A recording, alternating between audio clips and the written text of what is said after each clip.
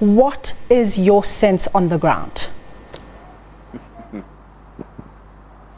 Thanks very much indeed. Well, if you speak to 10 people, you'll get 5 different answers about what's going to happen tomorrow. But one thing that they all agree upon is that this election is completely different to the ones before. Everything seems calmer. People feel freer and are a little bit more hopeful that their vote is going to count and it's going to mean something this time around. Perhaps they might disagree on what result they're going to get, but there's certainly this optimism that perhaps their votes is going to be fair. To talk to us a little bit about the candidates that perhaps are not always in the news, the independent candidates. We've talked about the presidential election. We've seen President Mnangagwa and is the MDC opposition, but there are many independent MPs that are running for their seats in Parliament, and I'm joined by one of them now, Themba Mliswa, who's an MP currently and the Commander-in-Chief of the Youth Advocacy Reform Democracy. Thanks very much for joining us and welcome to the program. It's a pleasure. Thank you very much, and thank you for having to allow me to talk to you about the current situation from a political point of view. All right, let's talk about what it's been like for independent candidates at this time around. People seem to feel freer. Has it been the same for you as somebody running for office? Over 100 political parties, over 20 presidential candidates, and this is something that's never happened before. It talks about truly a new political dispensation, which was never there under the former President Robert Mugabe's time. You only heard about the ruling party and the opposition led by Tsvangirai. But what equally has happened, which is interesting, most of the independent candidates are also from the political parties that are also contesting in the presidential elections, mainly ZANU-PF, which is the ruling party, and the MDC Alliance. I was the former chairperson of ZANU-PF in Mashonaland West, as well as Member of Parliament in Urungwe West, until I was expelled as a result of allegations on the Mujuru cabal. I then contested and won in Norton as an independent. I'm still standing as an independent. There are many other people too within MDC, Coupe, MDCT has also got candidates also contesting in Norton, which is very interesting because you've got the MDC Alliance and you've got the MDCT. So the MDC supporters, who really is their heart for? Is it the Alliance or the MDCT? The MDCT represents Morgan Tsvangirai. The T is for Tsvangirai. And unfortunately he's not here. He was a brand on his own. The interesting bit is that the current president, aspiring candidate for MDC Alliance, Nelson Chamisa, is able to fit the shoes of the late and former President Tsvangirai. And now we've also got ZANU-PF, where there is a new candidate in Comrade Emerson Dabuzo Mnangagwa. Is he able to also fit into the shoes of the former President Mugabe? All right, let's talk about your plight. Compare running for office in the last election and now. What has been the difference for you personally? This is, to me, it's like I'm dreaming. I would not be talking to you right now. These elections used to be bloody. These elections used to be full of intimidation, full of a lot of threats would be done to the electorate at the end of the day. The ruling party was merciless. It was brutal. I mean, I experienced that in the Urungwe West by-elections when I decided to stand against ZANU-PF. And this is evident with the Zimbabwe Human Rights Commission report, which reported on the involvement of the traditional leaders, on the violence which used to happen, and on a recommendation from them to ensure that the violence stops and people are arrested.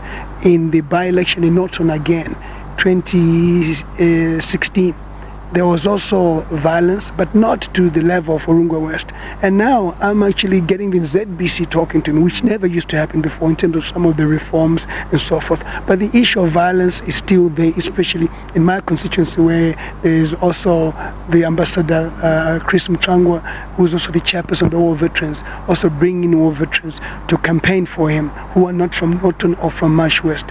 And that, again, has brought in a bit of intimidation and threat threats to the electorate, especially on those who are in the rural wards. Norton has got 3 rural wards, and they actually live on the land that they have. So a threat to, if you don't vote for me, you lose the land. But interestingly, it's got 13 urban wards. So whether the electorate still dances to that tune will be interesting tomorrow. And if the electorate doesn't dance to the tune of being threatened over land, then Zimbabwe will be a new Zimbabwe for sure, because land is for everyone. Land does not belong to any political party. The freedom fighters went there to ensure that from an economic point of view we're emancipated, and that's what it's about. All right, so I'm going to ask you this question now. As someone who was ZANU-PF Central Committee, you were very close to the current leadership and the leadership that resigned last year. So the question is, you talk about all this brutal action, the party was merciless. Where was President Mnangagwa in all of this? Did he know what was going on? Was he party to it? Has he had a Damascus Road moment that suddenly all of this thing is gone? You see, we've got to be fair on both and many other aspiring presidential candidates. E.D. Mnangagwa and Nelson Chamisa.